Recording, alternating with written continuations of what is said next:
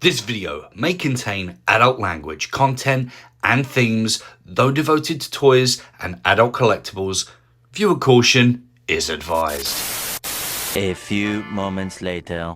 So stop me if you've heard this one before. You go to your local Walmart, it's late, you're checking out your DC multiverse, see if there's anything new, like your La Freeze, your Starman, your, I don't know, Shazams, or looking for Gangbuster, and you find that end cap again for the Supergirl movie, and you look down and there's a red platinum Aztek.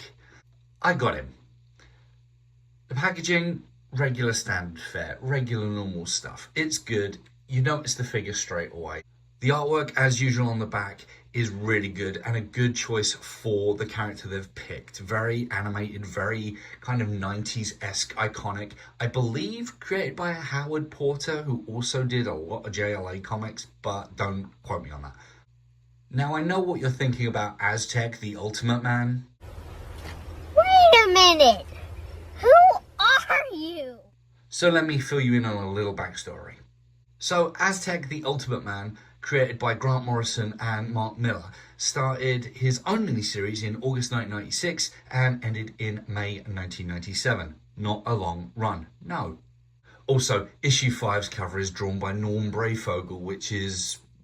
I just wanted to mention that because it was awesome. Aztek was also killed in JLA issue number 41 that came out in May of 2000, which was also by Grant Morrison. So it's kind of weird that he created him and killed him in the space of less than 10 years. But here is the figure out of box, and my god, for such an obscure, random 1990s character, I love this thing. Now, it's a tale of pretty much 2 or 3 cities, as the bottom part is Martian Manhunter, just repainted, and the top half, I believe, is the Alan Scott Green Lantern body, just with the black accoutrement over the top, which really does fit and gel well as a body type, I guess. I don't really notice how strange the two pairings are with all the overlay over it. And yes, that belt is also used on the Guy Gardner figure. Yeah, good points for noticing. He comes with 2 jazz hands in box, or 2 flailing hands, clappy hands, whatever you want to call them, and 2 fists. The color palette is very, very well balanced.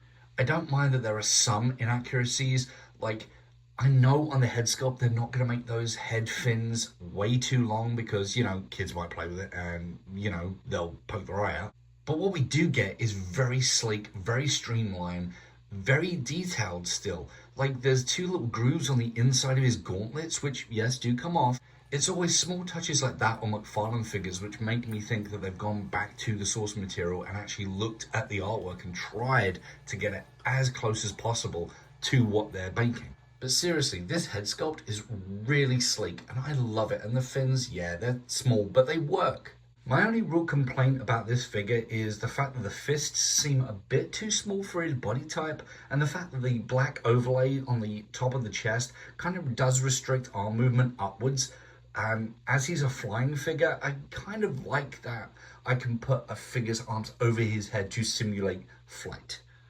Other than that, as a red platinum, which is supposed to be even harder to find than a regular platinum, they're really making this work for our food here. I want some more. I think Aztek really does the job and fills out the line of the 1990s JLA despite him being dead. Don't worry, they did bring him back in Rebirth.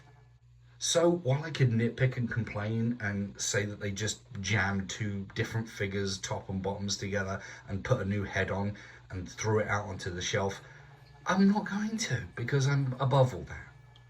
Honestly, the color scheme works. The white in his suit is very fresh, very crisp. The duller gold works well, and the teal pants and gloves, while a little bit strange, does work with the character.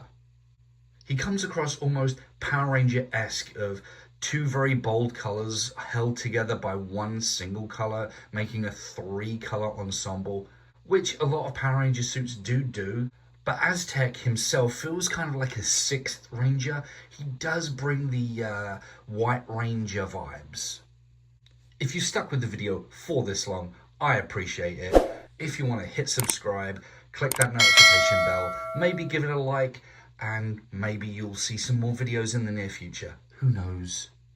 So yeah, while Aztek might not be as famous as, say, Eclipso or an OMAC unit, or even Bronze Tiger, which is part of that kind of wave or release date set wave, I have no idea how much fun I'm worth their toys, I really don't.